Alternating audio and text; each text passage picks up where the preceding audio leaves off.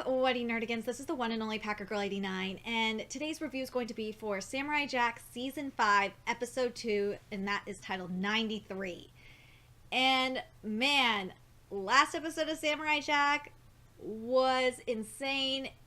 It raised the bar really high, and I'm just really glad that we're on Adult Swim and we're not on the regular Cartoon Network block, because otherwise this season of Samurai Jack would not survive in the Cartoon Network block because of the psychological themes that are going on in Samurai Jack. I really am enjoying this, and going into this, I am because yeah, I'm doing this review after I watched the episode, that it's still gonna keep to that theme. So anyway, let's see what happens with this episode. Gotta say right now, I love that we are keeping that opening. I fucking love it. Even though it's not the classic Back to the Past Samurai Jack. No, I like it anyway. Okay, so this episode, oh my god, it had me laughing. So the first part of this episode is like a day in the life of Aku. And I'm glad we got to see Aku because, just in case you didn't know, the previous voice actor, the original voice actor for Aku, passed away. So this way we get to hear the new voice actor for Aku really in action. And I'll say he's okay. He's an okay Aku. He's not going to be as good as the original. May he rest in peace. But to me, he sounds like Strong Bad from Homestar. But oh my god, the day in the life of Aku is great, because you saw him get up out of bed, and he basically said what we were saying, like, during the offerings and shit. And then there was an offering, and then there was the mad scientists or whatever that were telling him about the latest beetle or whatever, Beetleborg. And he's like, I don't even give a fuck about the samurai, just do whatever you want. Yeah, Aku gives no fucks. And then we see the scene with Aku and his fucking therapist, which is himself. Oh my god, that shit is hilarious. I was laughing my ass off. I was just like, oh my fucking god, this is just great, great shit. Something I do want to mention as well is, like, right after that, we got the scene with the wolves. And I don't know if anyone else picked up on it, but I like the symbolism behind it, especially the white wolf. Because even though the that huge mutant-ass wolf probably could kill that wolf, yeah, the white wolf did not give up, and the white wolf represented Jack because, you know, his robes were white. And then right after that, and I love that we saw the Beetleborg like earlier on in the episode, that we saw it like literally like a few minutes later, and Jack like destroyed it with that fucking spear. How he did that was so cool. Jack looked like such a badass. I hate the beard, but he looks like a badass on that fucking motorcycle. Oh man, how I gotta mention how Jack fell, or made that move or whatever when his motorcycle wheel hit the wire, the trick wire, and he made those moves. Oh my god. And like the fight, I gotta say, the fight between the daughters of Aku and Jack. Oh my god. I kept thinking, dodge, Jack, dodge. Oh my god. And then he pulls out the fucking machine gun and just shoots at them. Like, I'm just curious what would have happened if he would have had the sword. And then we get to see, and then I like that we go back to the imagery between the white wolf and the two huge mutant animal things. They're like tigers, not wolves, sorry. They're like tigers, and it's really good symbolism. I really love the parallel with it. I love it, I love it, I love it. Then you get, oh man. This episode is just great.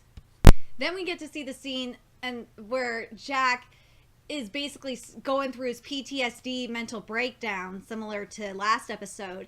And something, again, I gotta mention this. I really can't stress enough the geniusness that we're getting this episode of, like, the parallels between Aku and Jack. And we get to see Aku, like, how Aku is doing after all these years and what he wants to do. And then with Jack, like, when his inner soul came out, he's like, I just want to end it.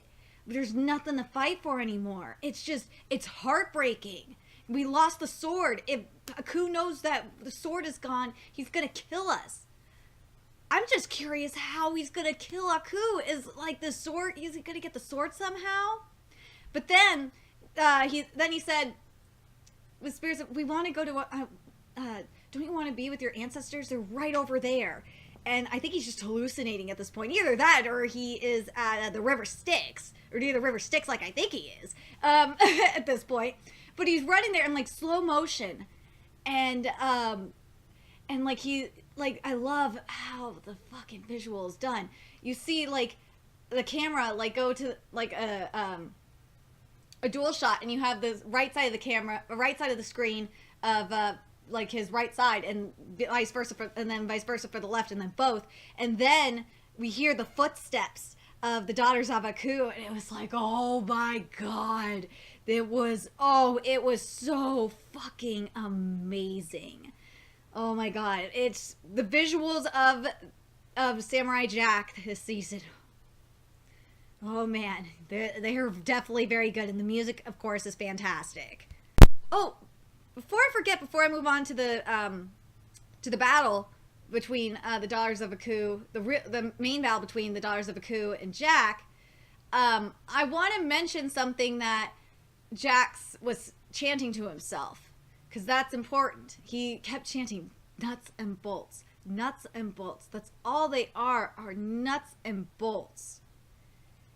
And that's just how he's been getting through this. He's been dealing with this and getting through this somehow, because he doesn't think that he's killing humans. He's just killing robots. So, but then it definitely changes. Well, technically, it's not the final battle with all the Daughters of Aku. It's with one of them. And I gotta say, I love the freaking chase music that's going on in this whole sequence of things when they're trying to find Jack in this pyramid. Oh man, I freaking love it. It's classic chase music.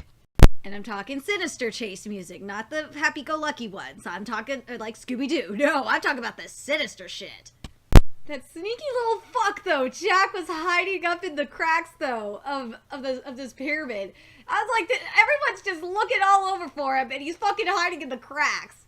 And, of course, he sees the same firefly as one of the Daughters of Aku did, when is like following her path. I just think it's like really eerie and shit. And then we get the fight. And the visual, oh my god, the visual is so perfect for this fight, because we have a black and white visual versus like a color, and oh my god, it is beautiful. And and he was fighting two of them in there at the same time. You couldn't tell. At first you couldn't tell, or at least I couldn't. And something I forgot, this is a temple, keep in mind, this pyramid, and that scene where the Daughters of Aku walk in and you see the graves and stuff, and you see the skeleton of the emperor on the throne.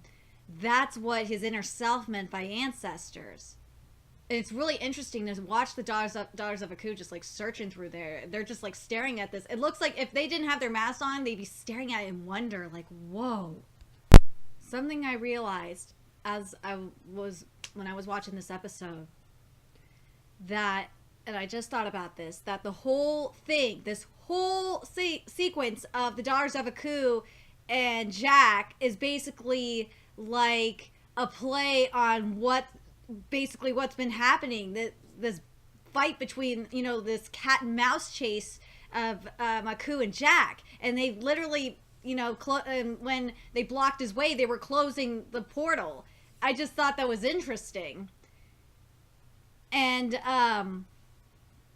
then when he killed that Daughter of Aku, remember what he said? Nuts and bolts, nuts and bolts.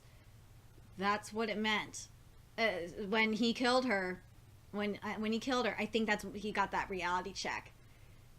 Oh my god! At the end, when he jumped out and the fucking temple blew up, and we had that scene at the end with the wolf and the two tigers or whatever, mutated tigers. And remember, Jack has like a knife stabbed into him already.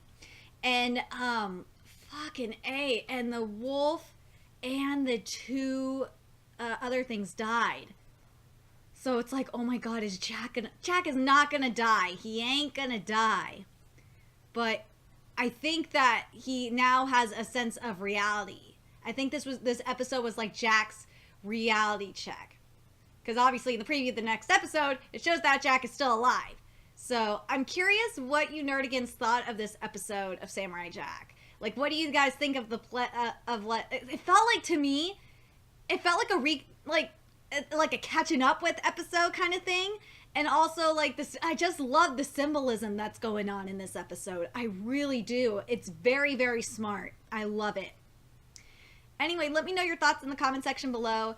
And remember to like, comment, share, and subscribe to Nerdigans Inc. If you love what I'm doing and want to contribute to the Nerdigans Inc. expansion, there's a few ways you could do that. You could donate to the Nerdigans Inc. PayPal, Patreon, or purchase something off the Nerdigans Inc. Amazon wishlist. All those links are in the description box below. Also, make sure you follow me on the Twits, aka Twitter, follow my Twitch channel, and friend me on PlayStation Network. All that's in the description box below as well. And until next time, Nerdigans, I will be seeing you later. Bye!